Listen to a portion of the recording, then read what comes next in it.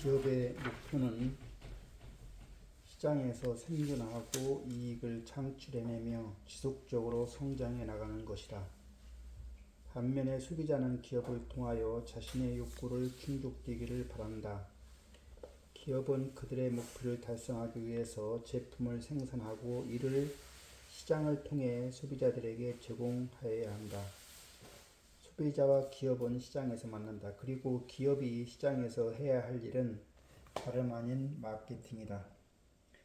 앞에서 우리는 우리들의 시장, 지구촌과 소비자에 대한 기본적인 특징들을 살펴보았다. 그것들은 우리에게 주어진 환경이며 조건이다. 우리가 정말 잘해야 할 일은 말할 것도 없이 마케팅 활동이다. 그렇다면 전문가들이 말하는 마케팅이란 무엇일까? 입장에 따라 조금씩 다를 수는 있지만 미국 마케팅 학회는 마케팅이란 제품과 서비스를 생산자로부터 소비자 또는 사용자에게 흐르도록 하는 기업 활동의 수행이며 그들은 개인과 조직의 목표를 충족시킬 교환을 야기하기 위하여 아이디어 및 제품, 서비스의 개념화와 가격 결정, 촉진 유통을 계획하고 수행하는 과정이다라고 정의하고 있다. 대표적인 마케팅 학자 필립 코틀러는 교환 과정을 통하여 욕구와 필요를 충족시키려는 인간 활동으로 정의한다. 자세히 들여다보면 마케팅에 관한 깊은 통찰력을 주는 말이기는 하지만 우리는 이러한 마케팅 학자들의 전문성의 모호함으로 인해 혼란스러워할 이유가 없다. 왜냐하면 우리는 마케팅이란 기업이 시장과 만나서 해야 할 일 모두라고 간단히 정의할 생각이다. 마케팅 믹스, 즉 4P. 시장에서 우리가 할 일은 어떠한 것들이 있는가? 그것도 단순하다. 기본적으로 4P를 만들어내는 것이다. 여기서 4P는 제품, 프로덕트, 가격, 프라이스, 촉진, 프로모션, 유통, 플레이스를 가리킨다. 그렇다면 우리가 자주 듣고 사용하는 마케팅 전략, 마케팅 스트래티지란 무엇인가? 간단히 설명하면 마케팅 믹스를 결정하는 것이다. 마케팅의 네 가지 요소인 제품, 가격, 촉진, 유통을 적절히 섞어내는 것이야말로 어떤 특징을 갖는 제품을 어디에다 팔 것이며 어떻게 판촉하고 어떤 가격으로 팔아야 하는가를 결정하는 일이다. 유의해야 할 것은 4P는 서로 긴밀히 연관되어 있기 때문에 하나를 변경하면 나머지 모두가 영향을 받는다는 점이다. 따라서 특정 제품에 맞는 최적의 조합을 찾아내는 것이 곧 좋은 마케팅 믹스라 할 수 있다. 그래서 마케팅 전문가들은 내부적으로 일관성이 있으면서 상호 보조적이어야 한다는 표현을 사용한다. 예를 들어 새로 출시된 고품질의 제품을 고가에 팔기로 결정했다면 한정된 고급 매장에서만 판매를 해야 하고 구매력이 높은 시장을 타깃으로 판촉을 해야 한다는 이야기다. 한편 최근에는 마케팅의 기본인 4P를 확장된 개념으로 보아 점차 복잡하게 만드는 경향이 있다. 이를 주장하는 사람들의 기본적인 논리는 현대와 같이 급격히 변화하는 기업 환경 하에서 효과적인 마케팅을 수행하기 위해서는 종전의 마케팅 컨셉이나 마케팅 믹스에 국한되어서는 안 된다는 것이다. 이들은 기존의 마케팅 전략 요소인 4P에 정치 권력 파워와 PR, 퍼블릭 릴레이션을 포함시킨다. 또 서비스 산업의 경우에는 기존의 4P에다가 물리적 증거, 피지컬 에비던스, 사람, 표폴 및 프로세스, 과정이 추가되어야 한다고 주장하기도 한다. 인터넷 비즈니스의 경우에는 7C가 마케팅의 기본인데 여기서 7C라 하면 컨텍스트, 컨텐츠, 커뮤니티, 커스터마이제이션, 커뮤니케이션, 커넥션, 커머스가 마케팅 기본이 되어야 한다고 역설한다. 모두가 일리 있는 말이며 한 번쯤 관심을 가져볼 만하다. 그러나 4P에 몇 개의 C가 더해진다고 마케팅이 더 정밀해지지는 않는다. 결국 모두가 사피로부터 파생된 개념이기 때문이다. 사피는 전통적으로 기업의 입장에서 정립된 개념이다. 이를 고객 중심으로 생각하면 사시, 커스터머 밸류, 코스트, 컨비니언스, 커뮤니케이션이 되고 결국은 사피를 소비자의 시각에서 바라본 파생 개념이 되는 것이다. 사피를 구매자 관점에서 바라본다면 다음과 같은 사시가 된다. 즉 상품 프로덕트는 고객 가치 커스터머 밸류이고 가격 프라이스는 고객 측의 비용인 코스트 투 더 커스터머고 유통 플레이스는 편리성 컨비니언스고 촉진 프로모션은 커뮤니케이션이다. 일부러 우리의 생각과 지식 체계를 복잡하게 만들지 말고 마케팅은 사피라는 생각을 고수하기로 하자. 1장 생각이라는 지식 체계를 정리하면서 살펴본 단순함의 원리의 공저자인 잭 트라우트는 알리스와 함께 마케팅의 원리를 정리한 마케팅 불변의 법칙을 펴낸 바 있다. 복잡한 마케팅의 세계를 22가지 법칙으로 정리하여 호평을 받은 책이다. 그러나 단순함의 힘을 주장한 사람이 22가지나 되는 법칙을 만들어냈다는 것은 모순된 측면이 없지는 않다. 그도 그럴 것이 마케팅 불변의 법칙을 저술하고 7년이 지난 2000년에 단순함의 원리를 출간하였으니 아무래도 그동안 마케팅 불변의 법칙에 기술한 마케팅 22가지의 법칙이 너무 복잡하다고 생각했던 모양이다. 여하튼 통찰력만큼은 단순함의 원리만한 가치가 있다. 먼저 우리는 마케팅의 사피에 대해 간단히 논의한 후에 이들의 불변의 법칙을 가이드로 하여 본격적인 마케팅 지식세계를 살펴보고자 한다. 첫째, 상품 프로덕트는 제품을 차별화하라는 것이다.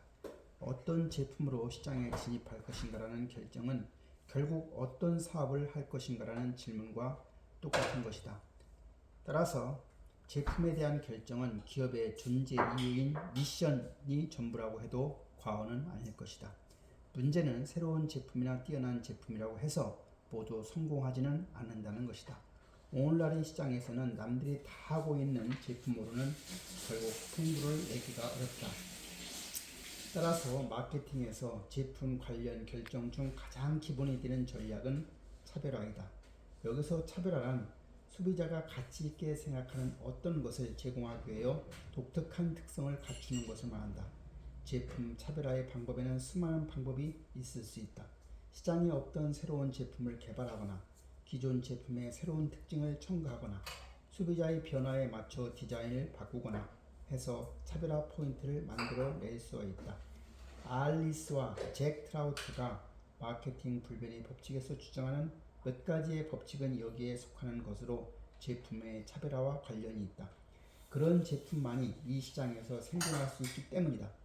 차별화는 마케팅의 기본 법칙이며 또 우리가 지켜야 할 원칙이다. 마케팅에서 제품의 차별화는 포지셔닝 전략과도 관련이 있다. 여기서 포지셔닝이란 마케팅의 사피와 모두 관련이 있으며 차별화 전략의 구체적 실행이라고 할 수가 있다. 좀 더 구체적으로 말하면 포지셔닝 전략이란 세분화된 시장 중에서 표적 시장을 정한 후에 경쟁 제품과 다른 차별적 요소를 고객의 머릿속에 인식시키기 위한 활동을 말한다. 무엇보다 먼저 우리 제품이 경쟁 제품과 다른 차별화된 특징을 갖고 있어야 한다. 그렇게 차별화된 특징이 갖춰지고 나면 다음으로 소비자에게 그 다름을 인식시키기 위해 모든 촉진 활동 등의 수단을 사용하게 된다. 이것이 바로 사피의 다음 단계인 프로모션 활동이다. 즉 프로모션은 소비자에게 인식을 시키라는 것이다. 프로모션, 즉 판촉을 위해 가장 많이 쓰이는 방법은 애드버타이징 광고이며 그 다음으로 방문 판매를 들 수 있다. 제품이 복잡하거나 값비싼 것일수록 방문 판매가 유효하기도 하다. 우리가 흔히 세일이라고 부르는 세일즈 프로모션도 판촉의 한 방법이 되는 것이다. PR이라는 것도 판촉의 하나이다. PR은 보다 광범위한 대상을 향한 판촉 방법으로 신문에 제품 관련 기사가 나도록 한다든지 음악회를 지원하고 자선단체나 체육행사를 후원한다든지 하는 것들을 포함할 수 있다. 인터넷 쇼핑과 케이블 TV의 홈쇼핑 등을 통해 고객과 직접 접촉하는 판촉도 고려해 볼 수가 있다. 하지만 여전히 마케팅에 있어 판촉의 기본은 광고라고 할 수 있다. 물론 소비자를 직접 공략하는 광고보다는 이야기를 만들어내고 이벤트가 되는 PR이 더 효율적일 수 있다. 또 기업이 관심을 가져야 하는 분야이기도 하다. 자신의 회사나 상품에 대한 이야기를 책으로 만들어내는 스토리텔링도 그중 하나이다. 알릭스와 잭 트라우트의 마케팅 불변의 법칙이 언급하고 있는 대부분의 법칙이 여기에 속한다. 프로모션을 이해하기 위해서는 먼저 제품과 판촉의 접점이며 판촉의 시작이라고 할 수 있는 브랜드에 대한 정리가 필요하다. 브랜드란 쉽게 말해 상품명이다. 그러나 고객 입장에서 보면 브랜드란 상품 그 자체이며 인식이다. 고객이 떠올리는 제품에 대한 단일하고 간결한 연상이며 그 제품을 사야만 하는 이유가 되어야 한다. 따라서 좋은 브랜드란 고객에게 가치가 되는 단어를 즉각 연상하게 하는 것이다.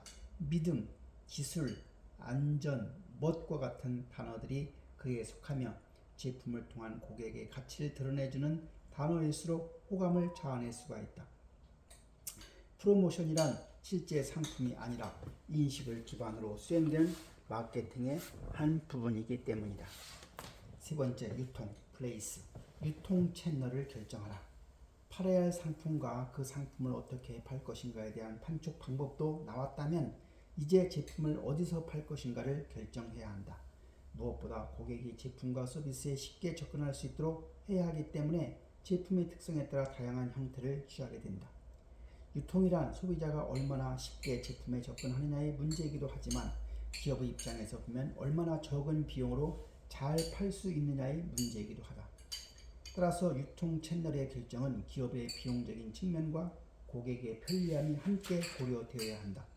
하나의 요소만 놓고 따져서 결정할 수 있는 비즈니스 문제란 이 지구상에 없다. 지금껏 전통적인 유통 경로는 공장, 물류센터, 도매점, 소매점, 고객이라는 과정을 거쳐왔다. 그러나 이러한 개념은 이제 더 이상 일반적인 것이라고 하기는 어렵다. 인터넷의 발전으로 과거보다 더 많은 선택의 폭이 주어졌기 때문이다. 먼저 거래의 주체로 본 유통의 종류를 살펴보면 기본적으로는 기업 간 상거래인 B2B, 소비자를 직접 상대하는 B2C, 그리고 인터넷을 통한 전자상거래의 활성화로 가시화된 소비자 간의 상거래인 C2C로 분류할 수가 있다.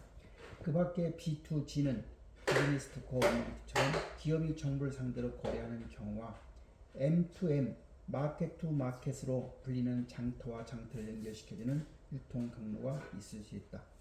하지만 궁극적으로 B2B나 B2C나 C2C가 기본 유통 채널의 분류라고 할 수 있는 것이다.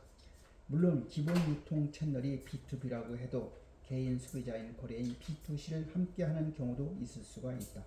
인터넷 발전 이후에 유통 채널을 크게 물리적 유통 채널과 가상적 유통 채널로 구분하기도 한다. 이를 우리들은 온라인과 오프라인이라고 본다. 여하튼 기업은 어떤 방법을 선택하든지 간에 신중히 생각하여 어떤 방법으로 자신의 제품을 유통시킬 것인가를 결정해야 하는 것이다. 네 번째, 가격, 전략적인 가격 정책을 결정하라. 마케팅 믹스 수립에 이제 가격 결정만 남아있다. 가격은 그 자체가 제품을 차별화하는 요소이다. 가격 결정 방법에는 몇 가지가 있을 수 있다. 가장 쉬우면서도 많이 활용하는 가격 결정 방법으로는 경쟁 제품의 가격과 비슷하게 유지하는 것이다. 결국은 기업이 결정한 가격을 따르는 셈이다. 단순함을 추구하고 있기는 하지만 그렇다고 해서 어디 이 방법을 짚고 넘어갈 수 있겠는가? 우리는 좀 더 다양한 가격 결정 방법을 고려해 봐야 할 것이다. 그중 하나가 바로 비용 중심적 가격 결정이다. 제품의 생산과 판매에 들어가는 모든 비용을 충당하고 목표로 한 이익을 낼 수 있는 수준에서 가격을 결정하는 방식이다. 시장이 이 방법을 용납하기만 한다면 많은 기업들은 이 가격으로 결정하고 싶어 할 것이다. 그런데 목표 이익은 우리 혼자 결정할 수 있는 문제가 아니다. 가격과 판매량이라는 두 가지 요소는 동시에 우리 마음대로 결정할 수 있는 종류의 것이 아니기 때문이다. 가격을 올리면 판매량이 줄어들 가능성도 높다. 따라서 우리는 각 가격 변화에 따른 판매량을 추정해 봐야 한다. 또 비용이라는 것도 그렇게 단순하지만은 않다. 비용에도 고정비용과 변동비용이 함께 존재하므로 여기서 우리는 손익분기점 분석이라는 생각의 틀을 필요로 한다. 손익분기점이란 비용과 수입이 같아지는 매출액을 말한다. 즉 매출액과 그 매출을 위해 소요된 모든 비용이 일치되는 점이며 손실과 이익이 갈라지는 지점이다. 그래서 분기점이다. 분기점은 투입된 비용을 해소할 수 있는 판매량의 위치가 어디쯤인가를 알려준다. 간혹 그다지 정밀하지 않다는 이야기를 하기 위해 어디쯤이라는 표현을 사용할 수도 있다. 손익분기점 이상의 매출을 올려야 이익이 발생하게 되고 반대로 이하이면 손실을 감수해야 한다. 손익분기점을 도출하기 위해서는 먼저 비용을 변동비용과 고정비용으로 분류해야 한다. 매출과는 관계없이 매월 일정하게 고정적으로 들어가는 비용이 바로 고정비용이다. 인건비, 임대료, 금융비용 등은 영업활동과 상관없이 지불해야 한다. 반면에 변동비용은 매출과 같이 움직이는 비용이다. 제품 구입비, 포장비, 수수료 등이 있을 수 있다. 제품과 판매 가격을 높이면 손익분기점에 빨리 도달할 수가 있다. 잘만 팔린다면 말이다. 하지만 가격이 높으면 가격 저항이 생기고 그만큼 판매량은 줄어들 수밖에 없다. 그러므로 기업은 다양한 가격에 따른 손익분기점을 생각해 봐야 한다. 소비자 중심 가격 결정을 하는 것도 하나의 방법이다. 이는 소비자에게 직접 지각된 상품의 가치에 대해 물어보고 소비자가 느끼는 가치를 토대로 가격을 결정하는 방법이다. 사실 가격은 기업이 결정한다기보다는 소비자가 시장에서 결정하는 것이다. 문제는 소비자가 느끼는 가치를 정확하게 측정할 수 있는 방법이 별로 없다는 데 있다. 시장에서 테스트 마케팅을 통해 얻어지는 자료를 기초로 하여 가격을 정할 수는 있지만 100% 그것만만 의존할 수는 없다. 어떤 경우이든 초기 제품의 가격은 우리가 결정할 수밖에 없다. 그것은 추정치다. 아니면 주식처럼 초기 가격만 정해놓고 그 뒤 가격이 변동되어 시장에서 결정할 수 있으면 좋겠지만 일반적인 제품의 가격은 그렇지는 못하다. 더욱이 한번 가격을 결정하면 나면 그것을 바꾸는 일은 좀처럼 쉽지 않다. 기업의 가격 정책이나 한 국가의 경제 정책이 어려운 까닭이 여기에 있는 것이다. 가격이 시장의 상황에 따라서 수시로 그리고 즉각 변하기만 한다면 기업이나 국가 경영이 훨씬 쉬워질 것이다. 이에도 신제품의 이점을 살려 고가로 시장에 진입하는 스키밍 가격 전략을 생각해 볼 수 있다. 단 이와 같은 전략이 성공하려면 시장에 경쟁자가 없을 때여야 한다. 개발비가 많이 소모되는 하이테크 산업에서 주로 사용하는 방법인데 그 이유는 생산 원가보다 개발비를 조기 희소해야 하기 때문이다. 그러나 어떤 제품도 해당 시장에서 장기적으로 독점할 수는 없다. 신제품이 해당 시장에서 성공을 거두려면 조만간 경쟁자들이 시장에 진입할 테고 대부분 낮은 가격을 내세워 선발 기업을 공격할 것이다. 이때 선발 기업은 가격을 점차 낮추어 이에 대응할 수밖에 없다. 소니가 이런 가격 전략을 사용한 대표적인 기업이라고 할 수가 있다. 소니는 새로운 제품을 출시할 때 보통 고가로 진입한다. 그리고 재빨리 개발 비용을 희소한 후에 경쟁자가 들어올 때쯤 되면 가격을 낮춰버린다. 경쟁자는 시장에서 개발비조차 얻어내지 못한 채 벅찬 상대와 전투를 벌여야 한다. 반대로 시장 점유율을 높이기 위해 저가로 시장에 침투하는 시장 침투 가격 전략을 사용할 수도 있다. 초기에 저가 전략을 지향한다거나 시장의 점유율이 올라가면서 가격을 점차로 올리는 방법이다. 저가 침투 가격 전략은 초기에 이익을 희생시키고 재빨리 시장에서 교두보를 구축하는 데 목적이 있다. 낮은 가격으로 시장에 진입해 일단 시장 위치가 확보되면 경쟁사와 비슷하거나 경쟁사보다 높은 가격으로 올린다. 이때 어떻게 고객의 저항에 대응할 것인지에 대한 방안을 가지고 있어야 한다.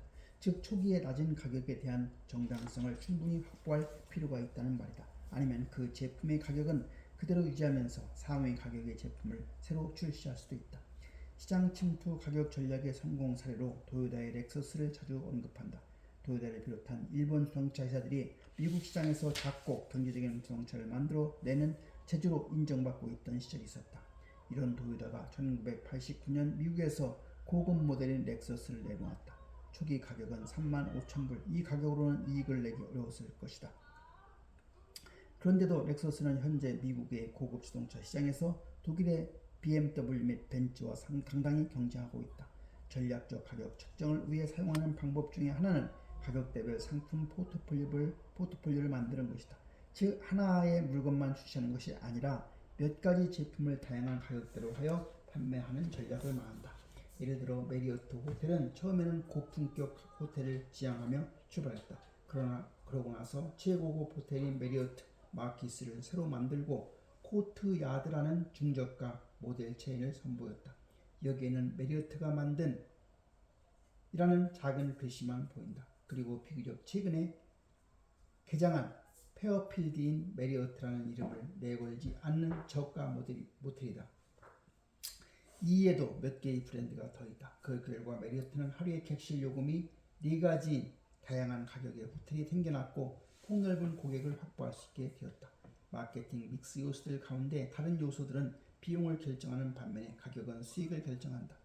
하지만 이것들은 다양한 특성을 가진 소비자를 상대로 한다는 점에서 똑같은 어려움을 안고 있다. 이제 본격적으로 마케팅에 대한 지식 세계를 여행해 보기로 하자. 여기에도 4P가 기본이 된다.